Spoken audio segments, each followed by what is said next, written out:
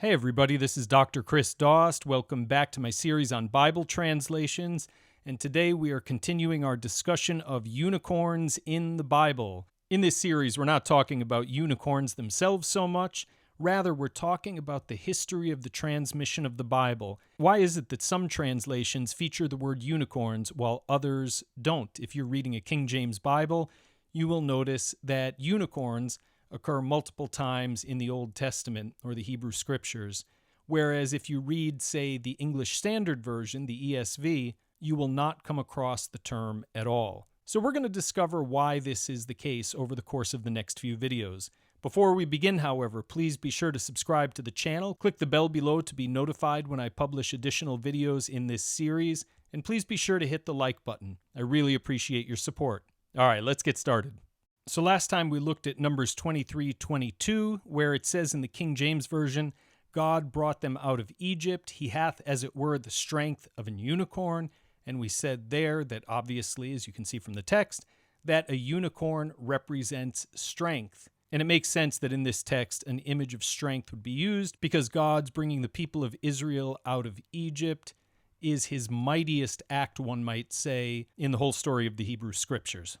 The same is the case in Numbers chapter 24 and verse 8, where it says, God brought him forth out of Egypt. He hath, as it were, the strength of an unicorn. He shall eat up the nations, his enemies, and so on and so forth. So once again, the unicorn is a symbol of strength.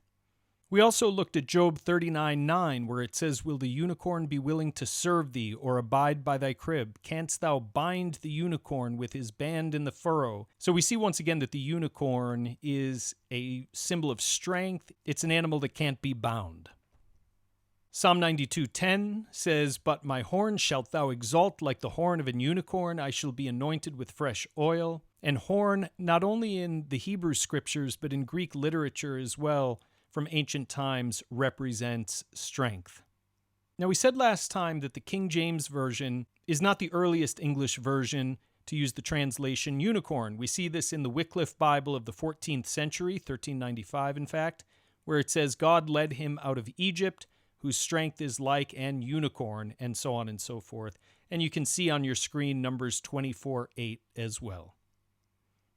And so the translation unicorn is not a translation that is unique to the King James Bible. Anybody who's a student of the King James Bible knows that the King James translators drew on earlier English translations. Now, today we're going to learn that the translation unicorn did not originate with the English Bible. When we look at the Latin, and we're going to look at 3 different Latin versions, the translation unicorn is present in all of them, although the translations do not accord with one another in every instance. Now, it's important to understand that unicorns as mythical creatures goes back in writing to at least the 5th century BC in Greek literature, the 5th century BC. And multiple Greek authors refer to and describe unicorns in their writings. And when I say unicorns, I'm talking about unicorns as legendary creatures, not simply animals that have only one horn. The 1st century writer, Pliny the Younger, writes in his Natural History in chapter 31 concerning the terrestrial animals of India. He says, there are in India oxen also with solid hooves and a single horn, and a wild beast called the axis, which has a skin like that of a fawn, but with numerous spots on it, and whiter. This animal is looked upon as sacred to Bacchus. The Orcean Indians hunt down a kind of ape which has the body white all over, as well as a very fierce animal called the monoceros, which, by the way, mono means one, ceros means horn. It comes from the Greek word keros, which has the head of the stag, the feet of the elephant, and the tail of the boar, while the rest of the body is like that of the horse. It makes a deep lowing noise and has a single black horn which projects from the middle of its forehead 2 cubits in length. This animal, it is said, cannot be taken alive. So we see that the 1st century writer Pliny the Younger affirms the existence of a creature in India that properly belongs to the realm of legend. And he is but one example from antiquity who affirms the existence of such a legendary creature.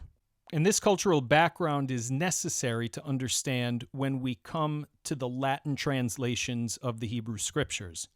Well, that's probably a good place to stop for today, but we will begin our analysis of the Latin text in the next video, and after that we'll go on to the ancient Greek, Hebrew, Aramaic, and we'll even look at some Akkadian texts from ancient Mesopotamia to see how they shed light on understanding the question of whether there were actually unicorns in ancient Israel. See you next time, everybody.